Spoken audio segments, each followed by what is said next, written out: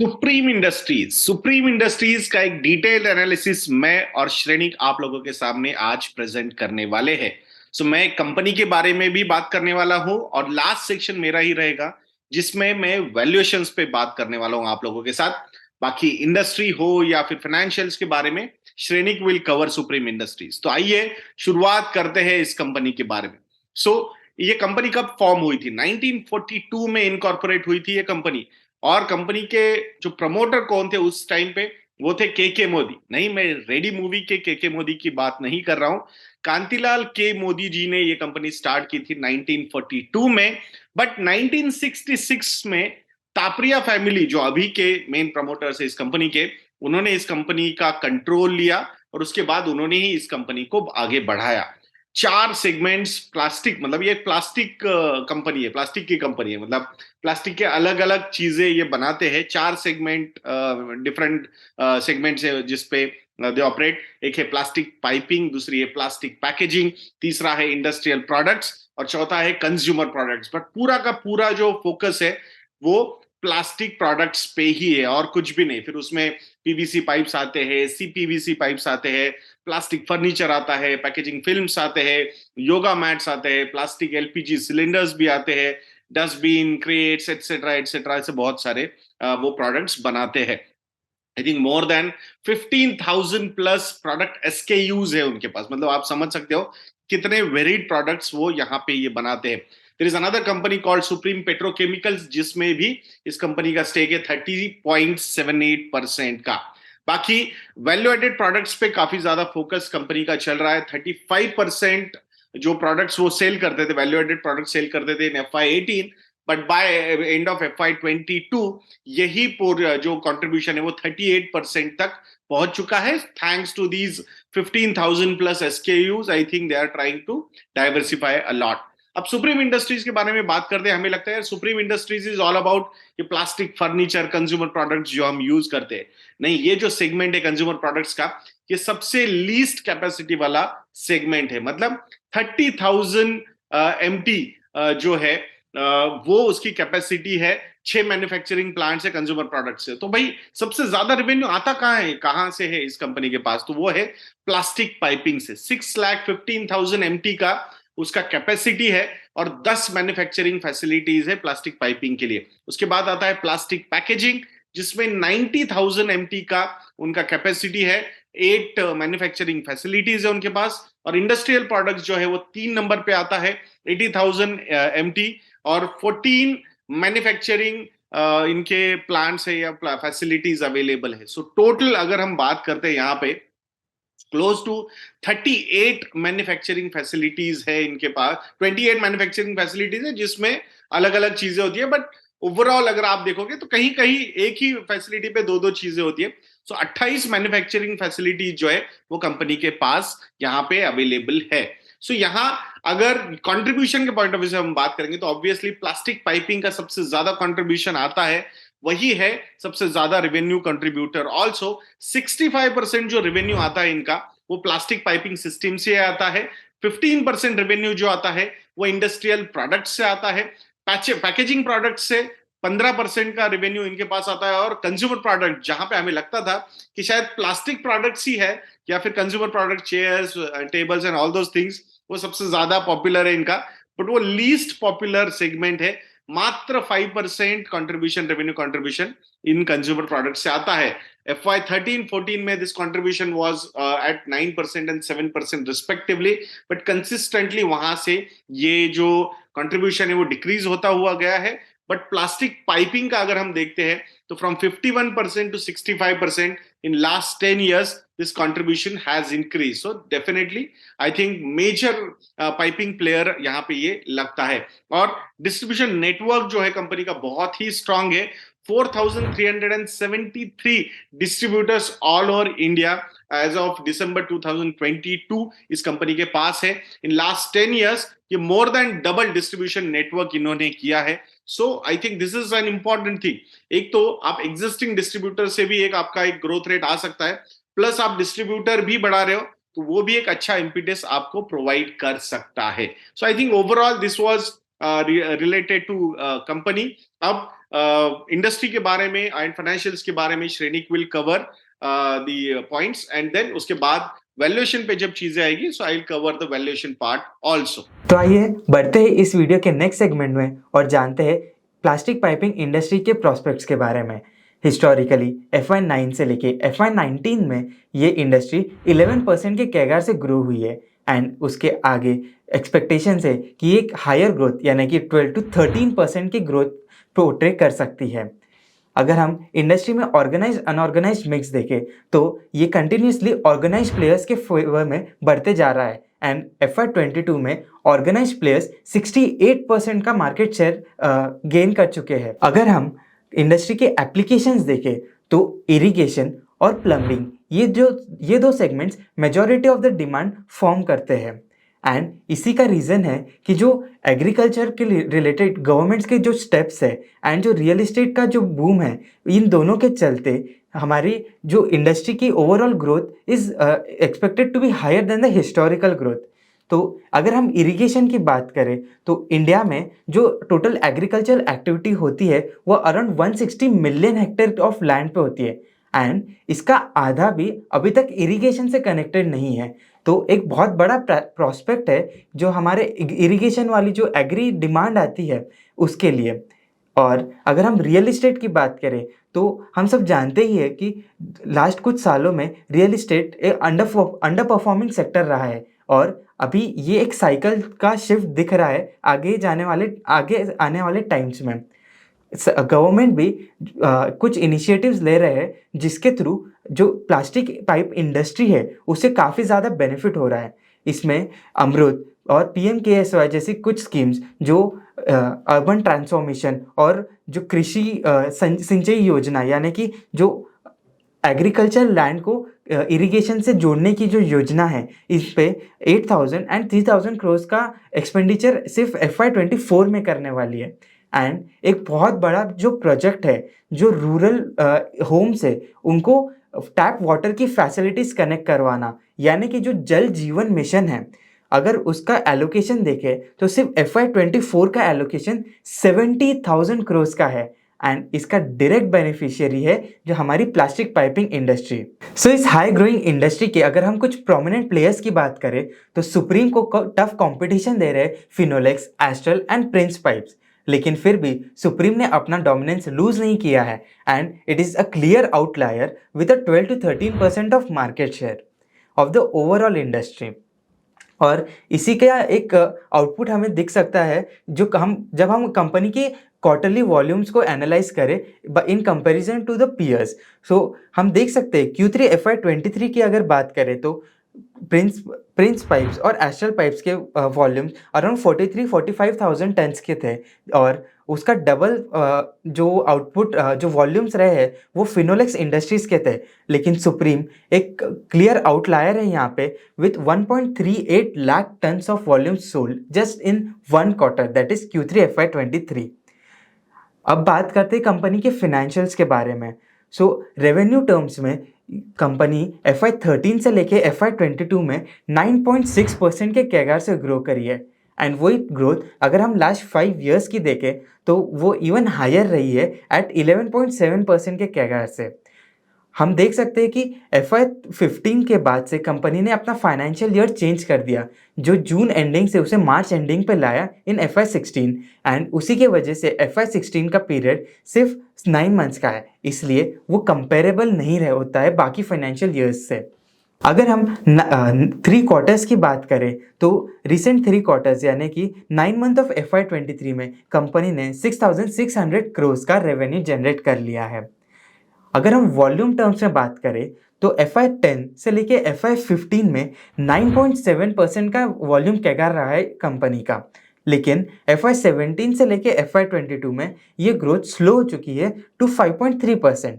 लेकिन इसका एक मेजर रीज़न है जो थे PVC प्राइसेस इतने ज़्यादा बढ़ गए कि मार्केट में उसकी अफोर्डेबिलिटी ही नहीं बची एंड साथ ही साथ जो डीलर्स थे उन्होंने भी अपना जो इन्वेंट्री लेवल से उसको काफ़ी ज़्यादा कम कर लिया। उस वजह से इंडस्ट्री के ओवरऑल वॉल्यूम्स कम रहे हैं, लेकिन हम देख सकते हैं कि जैसे PVC की प्राइसेस वापस से करेक्ट होने लगे, तो इस फाइनेंशियल ईयर में काफ़ी ज़्यादा जो वॉल्यूम्स है वो कंपनी के पास वापस आने लग गए हैं। एंड सिर्फ 9 मंथ में कंपनी ने 3,59,000 टन्स ऑफ वॉल्यूम सेल किए हैं। एक और मैट्रिक्स है जो हमें किसी भी कमोडिटाइज़ नेचर के बिज़नेस को एनालाइज़ करते वक़्त बहुत हेल्पफुल होती है। That is realisation and EBITDA per kg. तो रियलाइज़ेशन यानी कि कंपनी कितना रेवेन्यू जनरेट करती है पर 1 केजी ऑफ वॉल्यूम सोल्ड। तो जनरली ये थोड़ा बहुत ऊपर-नीचे होता ही है, लेकिन एफआई 21 और 22 में रियलाइज़ेशन के नंबर्स काफ़ी ज़्यादा बढ़ गए। लेकिन वही 9 मंथ्स में हमें एक डाउनसाइड देखने को मिल रहा है। तो एक्सपेक्टेशन ये है कि अभी जब पीवीसी के प्राइसेस करेक्ट हो गए, तो एफआई 24 में जो रियलाइज़ेशन नंबर है वो वापस एक नॉर्मलसी पे आ जाएँगे। लेकिन एक चीज़ यहाँ पे हमें जो बहुत अच्छी लग रही है, जो एबिटा पर केजी है, यानी कि जो कंपनी के प्रॉफिट्स है पर किलोग्राम ऑफ वॉल्यूम सोल्ड, तो वो कंसिस्टेंट रहे हैं। एफआई 21 और 22 में जब बहुत ही मेजर जंप मिला पीवीसी के प्राइसेस को, तो लो कॉस्ट इन्वेंट्री के वजह से कंपनी के एबिटा पर केजी थोड़े से एलिवेटेड थे। लेकिन एफआई 23 ऑनवर्ड्स ये वापस से नॉर्मलाइज्ड लेवल पे दिखने को मिल रहे हैं। नेक्स्ट आप अपनी स्क्रीन पे पीवीसी प्राइसेस का एक चार्ट देख सकते हो। 2021 से ये प्राइसेस काफ़ी ज़्यादा बढ़ गई थी एंड इसका रीज़न था सप्लाई कंस्ट्रेंट्स। सप्लाई और डिमांड की जो डिस्पैरिटी हो गई, उस वजह से प्राइसेस बहुत ज़्यादा बढ़ गई एंड इसी की वजह से हमारा जो प्रोडक्शन कॉस्ट था वो बहुत बढ़ गया। और अगर हम एफआई 23 की बात करें, तो अप्रैल 23 से लेकर जो पीवीसी के प्राइसेस है उसमें बहुत बड़ा करेक्शन देखने को मिला, विच कंटिन्यूड टू नवंबर 2022। दिसंबर 22 से पीवीसी के प्राइसेस स्टेबल हो गए। ऑल्दो एफआई 23 के जो फर्स्ट 9 मंथ्स रहे, उनमें कंपनी को इन्वेंटरी लॉसेस इनकर करने पड़े, but this was a one time phenomena. और अभी जब प्राइसेस नॉर्मलाइज्ड लेवल्स पे आ चुके हैं, तो जो अफोर्डेबिलिटी है एंड उसकी वजह वो बढ़ गई है and it will fuel to the demand of the industry. Next बात करते हैं हम एबिटा और नेट प्रॉफिट्स की। तो एबिटा 9.8% के कैगार से ग्रो हुआ है एफआई 13 से लेके एफआई 22 में एंड नेट प्रॉफिट 14.3% की कैगार से ग्रो हुआ है। अगर हम एफआई 23 में देखें, तो ये प्रॉफिट्स के नंबर थोड़े से रिड्यूस दिख रहे हैं, लेकिन इसका रीज़न था इन्वेंट्री लॉसेस एंड एफआई 24 में ये नॉर्मलाइज सिनेरियो हमको देखने को मिल सकता है। एंड एक सिमिलर स्टोरी हमें दिख रही है जब हम कंपनी के मार्जिन्स को एनालाइज करते हैं। तो एफआई 21 में जब बहुत ज़्यादा इन्वेंट्री गेन्स हो गए कंपनी को, तो वहाँ पे मार्जिन्स भी बढ़ गए, लेकिन उसके बाद एफआई 23 में मार्जिन्स डिफ्लेटेड दिख रहे हैं। लेकिन ये एक वन टाइम सिनेरियो है एंड ओवरऑल कंपनी के मार्जिन्स जो है वो एक स्टेबल रेंज में होवर करते हैं। एंड सिमिलर एक ट्रेंड दिखता है कंपनी के रिटर्न रेशियोज में। आरओई, आरओसी काफ़ी हेल्दी लेवल से मेंटेन्ड है कंटिन्यूसली। एंड अगर हम डेट टू इक्विटी की बात करें, तो एफआई 14 से लेके एफआई 22 तक कंपनी ने अपना सारा जो डेट है वो वाइप आउट कर लिया है, रीपे कर दिया है एंड करेंटली कंपनी एक डेट फ्री कंपनी है। नेक्स्ट हम एनालाइज करेंगे कंपनी के फ्री कैश फ्लोज और केपेक्स आउटफ्लो। तो फ्री कैश फ्लोज यानी कि जो ऑपरेशन से, जो ऑपरेटिंग एक्टिविटीज से जो कैश फ्लोज आए हैं, माइनस जो हमारे जो केपेक्स के लिए कैश फ्लोज यूज हुए हैं, तो उससे हमें मिलता है फ्री कैश फ्लोज। तो free cash flows continuously last 10 financial years में पॉजिटिव रहे हैं। एफआई 22 एक ऑड ईयर रहा है बिकॉज एफआई 22 में कंपनी का केपेक्स भी ज़्यादा था and because of high inventory जो कंपनी ने होल्ड करके रखी थी, उस वजह से ऑपरेटिंग कैश फ्लोज थोड़े से कम थे। तो उस वजह से कंपनी के जो फ्री कैश फ्लो है वो ऑलमोस्ट नेग्लिजिबल हो गया। लेकिन H1 एफआई 23 में वापस से एक इंक्रीज देखने को मिला है फ्री कैश फ्लोज के टर्म्स में।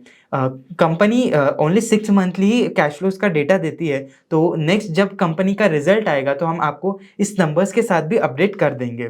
नेक्स्ट हम लोग एनालाइज करेंगे एडवर्टीजमेंट एक्सपेंस। हाँ, एक बहुत ही इम्पॉर्टेंट आउटकम मिला है जब हमने सारी कंपनीज के एडवर्टीजमेंट एक्सपेंस को कंपेयर किया। तो प्रिंस पाइप्स और फिनोलेक्स ये दोनों का almost 1.5% of revenue they are just spending for advertisement, और एस्ट्रल का ये नंबर ऑलमोस्ट 3% पे है, जबकि सुप्रीम इंडस्ट्रीज का जो फिगर है वो 0.81% पे ही है। एंड अगर हम एब्सोल्यूट टर्म्स में बात करें तो सुप्रीम इंडस्ट्रीज ने लगभग 65 करोड़ का एक्सपेंडिचर किया था एडवर्टीजमेंट पे, लेकिन एस्ट्रल का almost double, more than 120 crore का एक्सपेंडिचर था FY22 में on advertisement and sales promotion activities. तो कंपनी का जो ब्रांड बिल्डिंग पे फोकस है वो अभी थोड़ा कम दिख रहा है as compare to its peers. Next हम बात करेंगे कंपनी के गवर्नेंस की। 1966 से कंपनी को तापरिया फैमिली ही रन कर रही है एंड करेंटली 4 मेंबर्स इस कंपनी के बोर्ड ऑफ डायरेक्टर्स पे भी है। लेकिन एक चीज़ हमें यहाँ पे नोटिस करनी चाहिए कि जो भी तापरिया फैमिली के मेंबर्स है वो सारे ही 65 ईयर्स ऑफ एज से ज़्यादा के हैं। और अभी तक के कंपनी ने अपने कोई भी सक्सेशन प्लान के बारे में नहीं बताया है। अगर हम शेयर होल्डिंग पैटर्न की बात करें तो प्रमोटर होल्डिंग लास्ट 10 ईयर्स में कंसिस्टेंटली मेंटेन रही है। एक माइनर सेल दिख रहा था इन 2020, लेकिन उसके अलावा कुछ भी ऐसा मेजर चेंजेस प्रमोटर्स के तरफ से नहीं है, यानी कि प्रमोटर्स भी इस कंपनी में पूरी तरह से इन्वेस्टेड है। अगर हम FIIs और DIs की बात करें, यानी कि जो हमारे इंस्टीट्यूशनल इन्वेस्टर्स होते हैं, वो उनका कंपनी में शेयर 25% से लेके 36% पे आ गया है करीब करीब and over the last 10 years.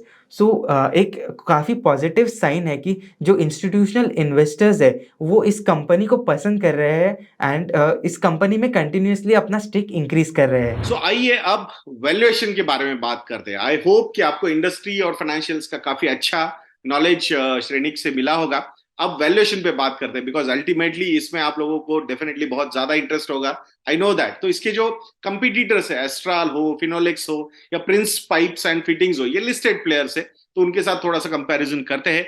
Market capitalisation के पॉइंट ऑफ व्यू से I think Astral is bigger than Supreme Industries. बाकी Finolex Industries and Prince Pipes are small cap companies, but Supreme Industries is a mid cap company. Price to earnings ratio की बात करेंगे सो 38.46 या फिर almost 39 का P ratio है Supreme Industries का। Vis a vis Astral is quite premium valuation पे trade कर रहा है 91।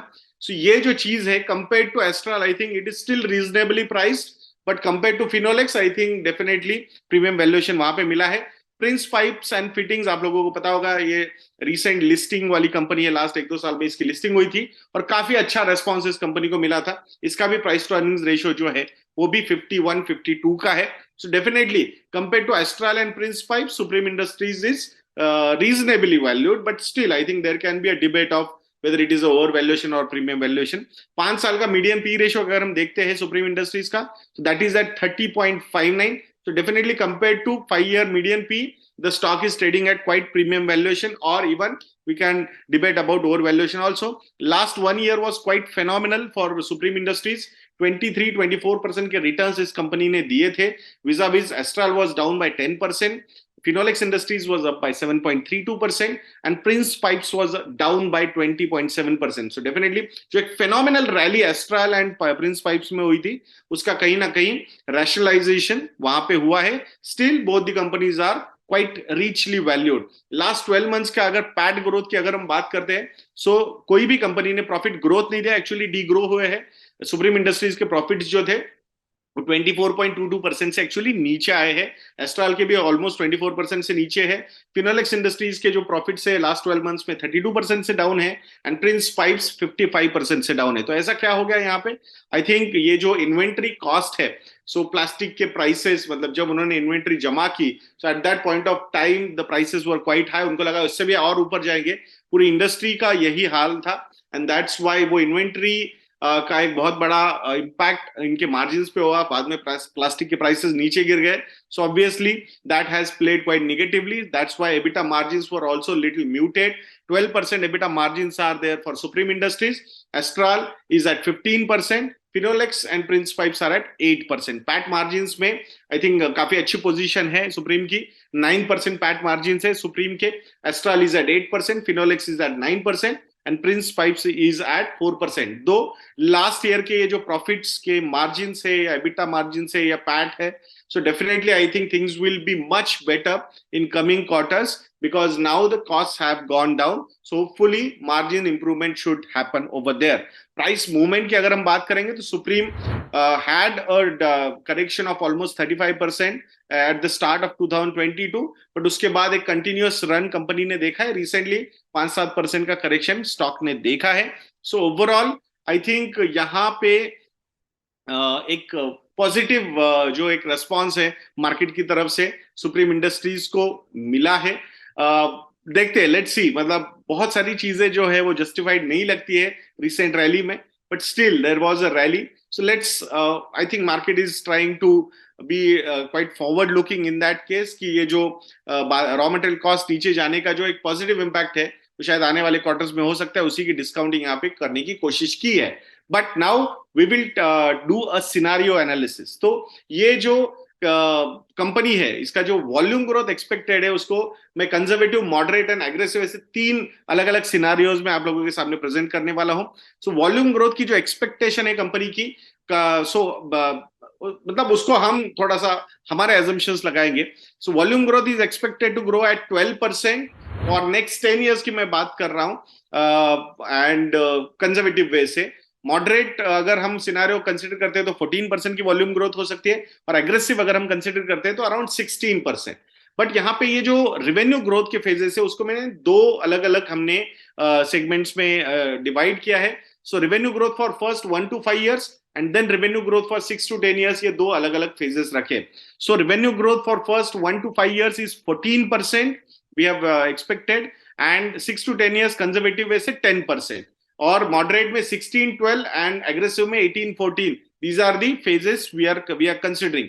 सो बेस रेवेन्यू जो है दिसंबर 2022 का ट्रेलिंग 12 मंथ के हिसाब से इज एट 9,161 करोड़ रुपीज. तो उसके ऊपर अगर हम ये कंजर्वेटिव रेवेन्यू ग्रोथ का एक्सपेक्टेशन रखते for next 10 years, then the ending revenue after 10 years would be around 28,407 crore rupees. अगर moderate growth के हिसाब से हम देखते हैं then the revenue would be around 33,910 crore rupees. और अगर aggressive way से देखते हैं then the revenue would be around 40,353 crore rupees. अब इसमें जो PAT margins है, जो कंजर्वेटिव में हमने 9% पकड़ा है, मॉडरेट में 10% एंड एग्रेसिव में 11%. तो उस हिसाब से PAT at the end of the forecast period would be conservative way 2,557 crore rupees. Moderate way से अगर हम देखते हैं तो 3,391 crore rupees. एंड अगर aggressive way से हम इसका PAT देखते हैं तो वो है 4,439 crore rupees. यहाँ पे अगेन कंजर्वेटिव, मॉडरेट और एग्रेसिव में प्राइस टू अर्निंग्स रेशियो अगर हमें देना है so then for conservative we will give 25 PE ratio, moderate 30 PE ratio and aggressive 35 PE ratio. तो उसके हिसाब से अगर हम देखते हैं so expected share price growth after 10 years in a conservative way should be around 7%. moderate way से अगर हम जाते हैं तो 12% and aggressive way से हम जाते हैं तो 17% का growth share price में हम expect कर सकते हैं. These are the scenarios which we are trying to keep in front of you.